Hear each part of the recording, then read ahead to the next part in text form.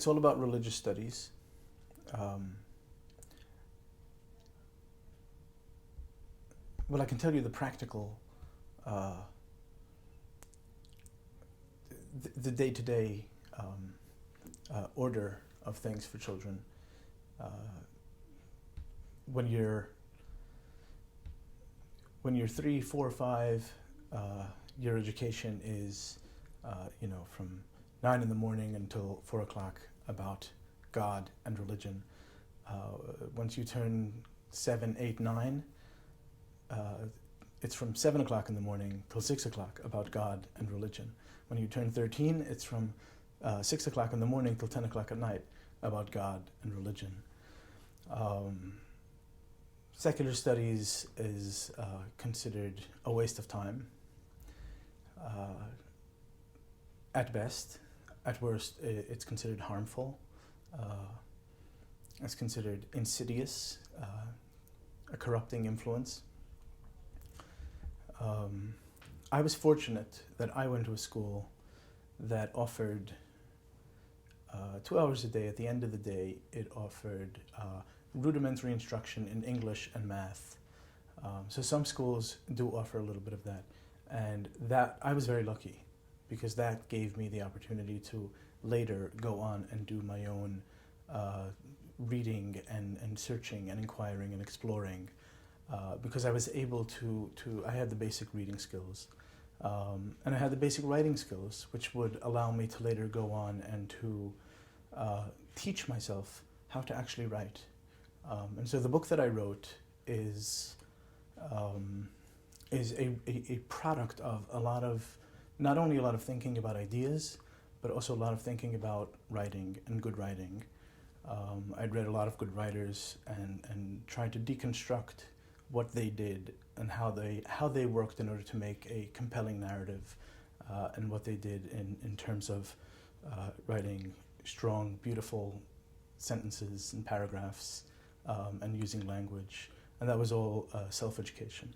But for the most part, children are not taught secular studies in any meaningful sense. What are the ideals and aspirations? There's a hierarchy of values in these communities. At the very top is maintaining the cultural identity and the religious identity and the spiritual principles that animate this community. And this includes having large families, having strong institutions, and placing religious studies at the very top. These are the important principles, and to that end, there is a strong emphasis on rejecting outside culture, because outside culture is seen as that which will weaken this commitment, this dedication to this cultural authenticity. Consuming popular entertainment, popular culture, is at the top of the list. There's obviously no television. Radio is very strongly frowned upon. Secular books are almost impossible to come by, whether it's literature or whether it's books about general knowledge. Children are taught absolutely nothing about science, absolutely nothing, zero, which I think is a travesty. They don't know how the human body works. They get married. I got married and had no idea what I did not know the mechanics of the sexual act. When my wife at the time, when she first became pregnant, I asked her, how do you think the baby comes out? And she says, I don't know. To me, that's appalling ignorance that I don't think children should be raised in that way at all. I think that's incredibly harmful, incredibly damaging. Other restrictions within that world, the separation of the sexes is rigid and harsh. As a teenage boy, we were instructed not to, obviously we were not allowed to look at females. We could not look at women. We could not speak to them. But not only that, we weren't allowed to walk on the street that had the girls' school in our community. And so the sexes are completely segregated, and then when it comes to getting married, you're put into a room and said, this is the girl you're going to marry.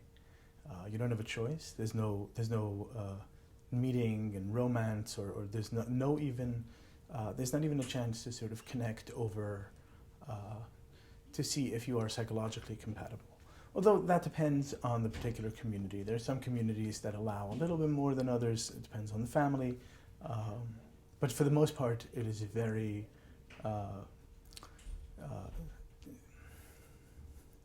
it's a very severe approach to bringing people together. And yeah, I would say that's one of the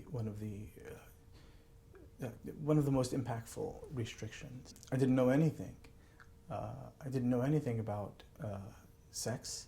I didn't know anything about what it means to be together with another person. I didn't know what intimacy meant. I was taught the day of my wedding, just a few hours before the wedding ceremony, I was given instruction on the sexual act, on what the mechanics are.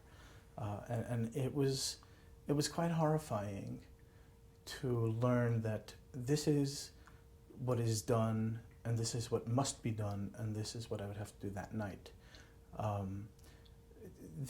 Because it was so far from my imagination, because we'd been so separated from the sexes, this idea that suddenly you engage in something so private and so intimate, and that until that moment had been considered completely abhorrent.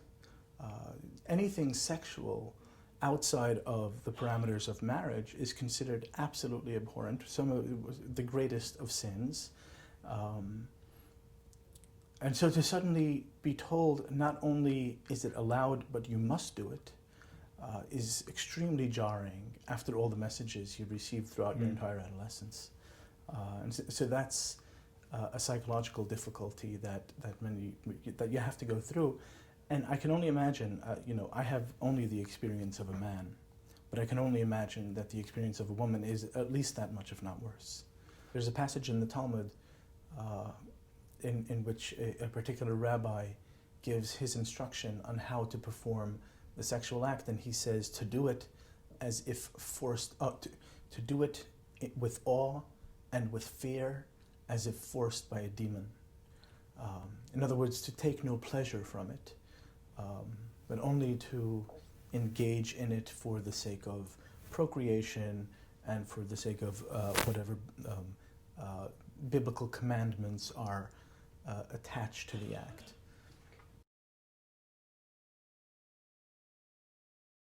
What is the role of Footsteps? Now I'm on the board of Footsteps, and I'm very much involved in the leadership of the organization.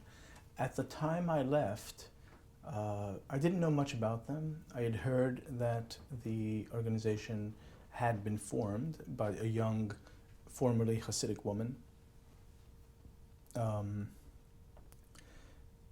Interestingly enough, the direct cause for the rabbinical court summoning me and ordering me to leave was because I had advised a young man who was 19 years old, who told me that he wanted to leave the community because he wanted to see more of the outside world, and he wasn't happy where he was.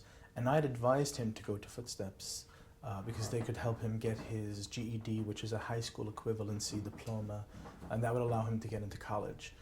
Because he was a very bright young man, very, very intelligent, and I knew that he would do very well academically.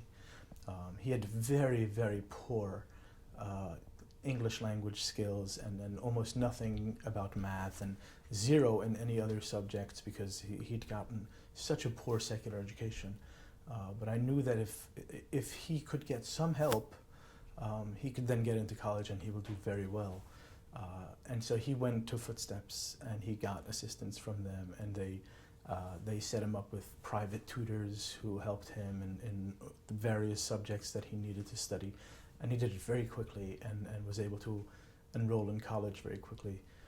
And that was something that got the people in my community at the time, got them really worked up. The entire village was in an uproar when this young man, who I call Libby in the book, when he departed. And so his departure was via footsteps. They were the ones who had offered him assistance. But at the time, I didn't know much about this organization.